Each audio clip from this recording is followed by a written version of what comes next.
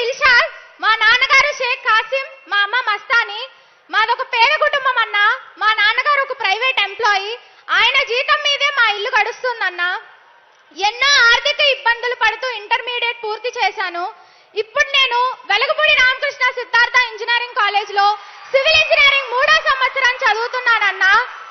Intermediate అయిపోయిన తర్వాత EAMCET exam రాయడానికి కాలేజ్కి వెళ్ళినప్పుడు ఆ కాలేజ్ ఫెసిలిటీస్ చూసి, అక్కడ ఇన్ఫ్రా చూసి, అరే చదివితే ఇలాంటి కాలేజ్లో కదా చదువుకోవాలి, ఇలాంటి కాలేజ్లో చదివితే కదా మంచి ఫ్యూచర్ ఉంటుంది అని ఎన్నో కలలు కన్నానన్నా.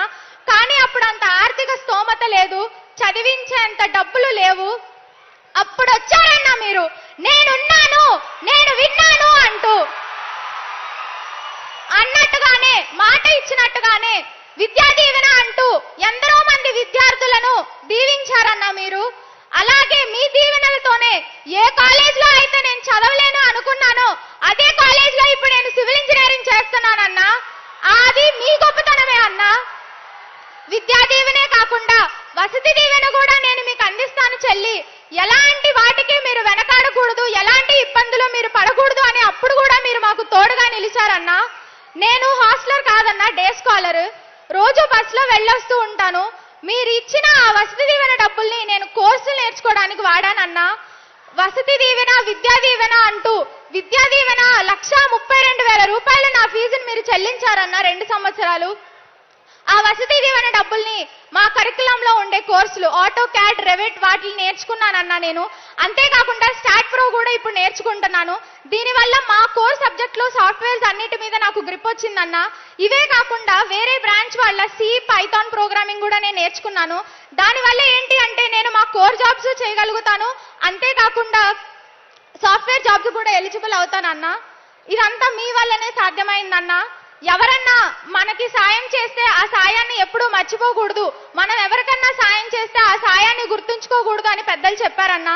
నాకు దక్కిన గొప్ప సాయానికి కృతజ్ఞత తెలుపుకోవడానికి ఈ రోజు నేను ఈ స్టేజ్ మీద నుంచొని మాట్లాడుతున్నానన్నా. ఇది కూడా మీ వల్లనే, మీరిచ్చిన ధైర్యమే అన్నా.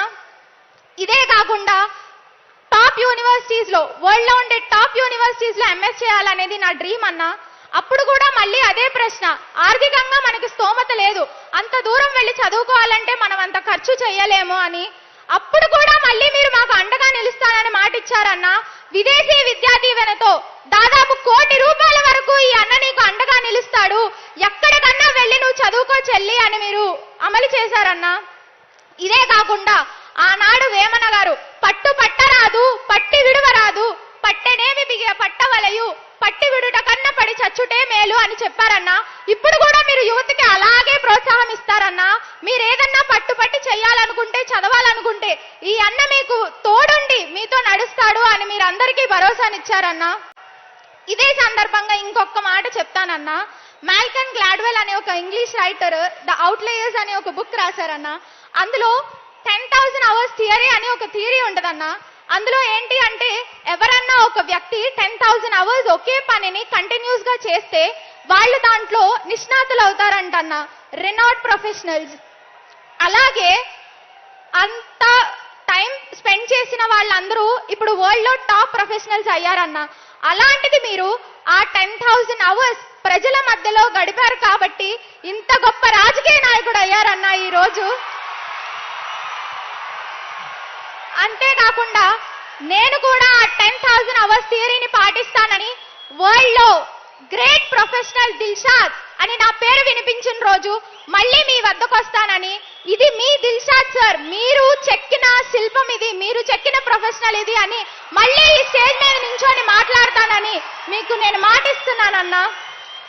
మీలాంటి యంగ్ మినిస్టర్ చేతుల్లో రాష్ట్రం ఉన్నందుకు మీరు తీసుకొస్తున్న కొత్త కొత్త రిఫార్మ్స్, మీ ఐడియాలజీస్, సచివాలయాన్ని తీసుకొచ్చి మన గాంధీ గారి కళ అయిన గ్రామ స్వపరిపాలనను, ఇంకా ఇలాంటి ఎన్నో ఇన్నోవేటివ్ ఐడియాస్ తీసుకొచ్చి మా యూత్కి ఎంతో ఇన్స్పిరేషన్ గా నిలుస్తున్నారన్న. మీరు మీ పాలన ఇలాగే దశాబ్దాల వరకు కొనసాగాలని కోరుకుంటూ, నాకు జన్మనిచ్చిన నా తల్లిదండ్రులకు, నాకు చదువు చెప్పిన ఉపాధ్యాయులకు, నేను చదువుకునేలా చేసిన మా అన్నగారికి కృతజ్ఞతలు తెలుపుకుంటూ సెలవు తీసుకుంటున్నానన్న.